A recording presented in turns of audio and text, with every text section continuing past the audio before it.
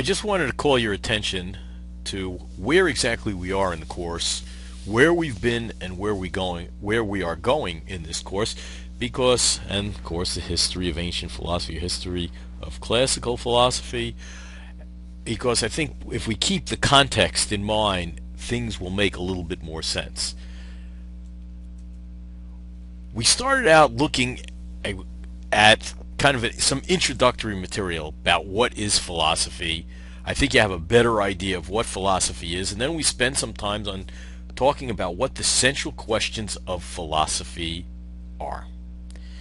And I think we're pretty far along. We're okay. We're ready to move on from there. Where we left off, though, we were talking about a particular question in epistemology. You guys should remember the word epistemology. It will continually come up during the course of this semester. You will see it on your exams. And we're going to spend a little time talking about Plato's views on knowledge and true belief. And the reason we're doing that is because there's something about knowledge, knowing things, and being rational in believing things that is clarified by our examination of Plato's views in his book, the Meno, the dialogue, the Meno, and the Theaetetus. Mainly we'll be looking at the Meno.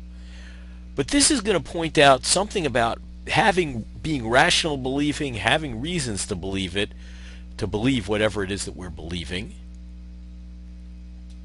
And what it's also going to suggest is in deciding whether we have reasons to believe things or not, we're going to need a certain tool, namely the tool of logic. So once we're through this quick section on epistemology, we're going to be looking at logic. What constitutes good reasons for believing things?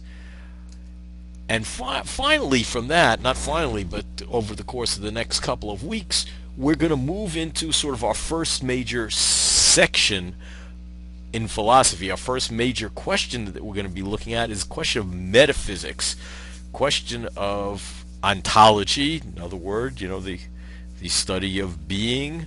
And we're going to see how views have evolved from the pre-Socratic time through Zeno.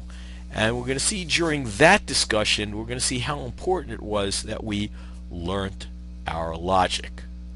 So that's the overview of where we've been and where we're going. And in the next video, or the next segment of this video, we're going to jump into the subject and we're going to be looking at Plato's Meno, and we're going to be looking at the stuff that I asked you to read in Professor Annis's book.